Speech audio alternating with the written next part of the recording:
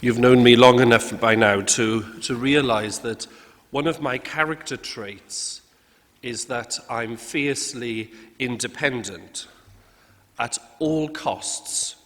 Well, not all costs, that's not quite true. At most costs, I will try to do something myself. The only exception is anything to do with the car or anything like that. I'm not the whiz kid on a car. Sometimes the independent streak catches me out because inevitably I end up struggling under the burdens that I've only just given to myself, as you can imagine. A close friend says to me that I am my own worst enemy, and you can see why, can't you? Let me give you a couple of examples.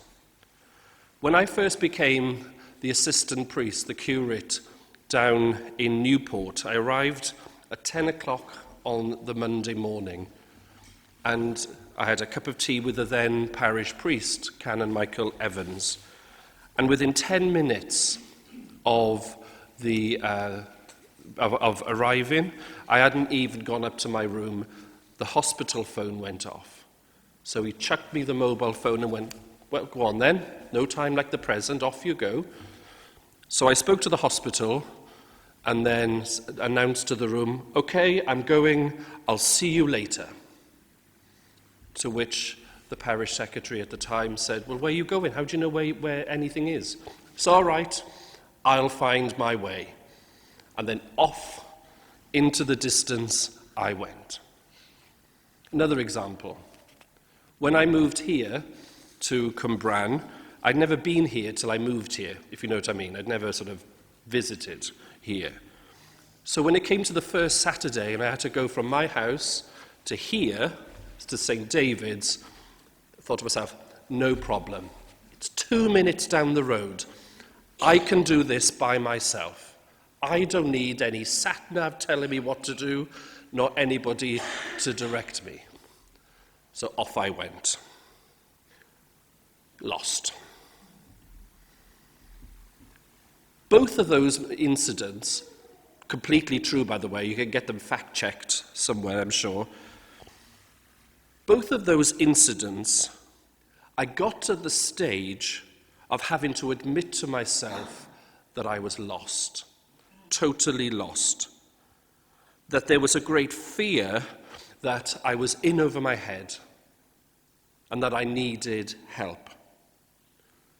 And there is, once you sort of come to that realization, isn't there a great moment of liberation when there is that admission of being lost?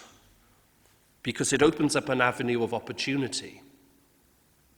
I did have to go back to the presbytery and say to the parish secretary in Newport, "Where is the hospital?" No idea. And so the office staff took me halfway and pointed up to the stonking great big building and went, "There it is there." And even here, I got lost for 40 minutes around Cwmbran till I stopped outside somewhere called Burton's Biscuit Factory. So I was a little bit far away from where I wanted to be, like the total opposite end of the town. And then I had to phone somebody who directed me back to the right path, back to that road that brought me here. Those avenues of opportunity open themselves up. Even those wise men found themselves lost and experienced for themselves that same avenue of opportunity in their lives, coming from the most unlikely of places in their circumstance, King Herod himself. Because without that encounter with King Herod, however imperfect that encounter was, whatever the ulterior motives surrounding the king's conversations with them, without that encounter they would have continued to struggle. And so the king sent them off to Bethlehem. And he sent them to Bethlehem saying, "Go and search diligently for the child." Their detour to the palace then, to see the king, the admission of being lost, was a liberation moment for them and opened up the encounter for them to being able to rediscover the star that they had been following. Listen again. And behold, the star they had seen when it rose went before them, until it came to rest over the place where the child was. When they saw the star, they rejoiced exceedingly with great joy.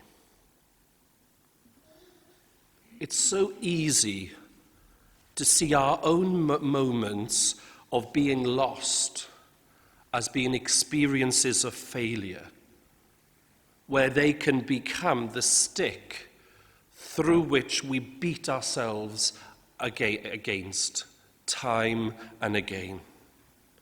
Not only talking about physical being lost, as in my examples, but also emotionally perhaps, spiritually lost, socially, morally. The list just goes on and on, the moments where we don't feel we're in the place where we should be. If you were in that lost space as you begin this new year, perhaps feel detached from where you'd like to be, where you have been in the past and now slipped to a different place, perhaps overwhelmed by shortcomings or spiritual wounds maybe, let us follow the example of those wise men. Let us follow that star.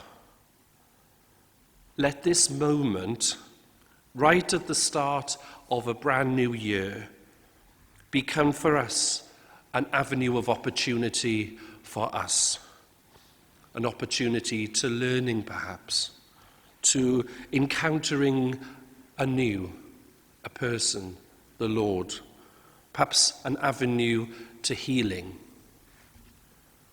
When those wise men encountered that Christ child, did you notice how their struggles just seemed to pale into the background? They didn't seem to matter. Those difficulties and the challenges didn't seem that important anymore. Listen again. And going into the house, they saw the child with Mary, his mother, and they fell down and worshipped him. Then opening their treasures, they offered him gifts, gold, frankincense, and myrrh. When I was preparing of what I was going to say today, I came across somebody who said that the feeling of lostness is your intuition telling you there's something better for you out there. Listen to that again. The feeling of lostness is your intuition telling you there's something better for you out there. And how it struck a chord with me, I'm not quite sure about you. If you can relate to this lostness, visit our nativity scene today.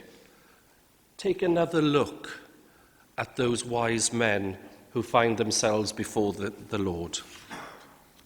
May our beholding of the beauty of the Christ child become a starting point for us of rediscovering truly who we are, where we fit into this world, to find that path again, so that we may do fitting homage to him with our own lives, and so be able to offer to the Lord our own treasures, our own gifts, which we bring and place before him. Amen.